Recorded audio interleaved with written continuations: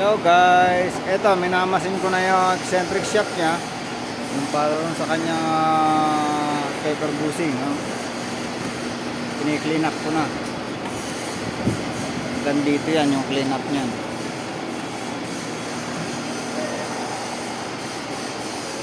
Itong kabilang side tapos ko na. Pipinis ko na lang siya ng liha. Saka itong threading tapos na.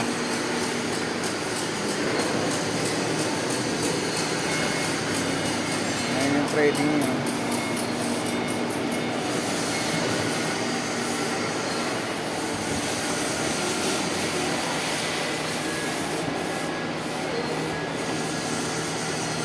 Paparehasin ko siya ng sukat kung ano yung lumabas na sukat sa kabila. Ganun din ay lalagay ko rito para isang size na lang ng gagawa ng paper bushing niya.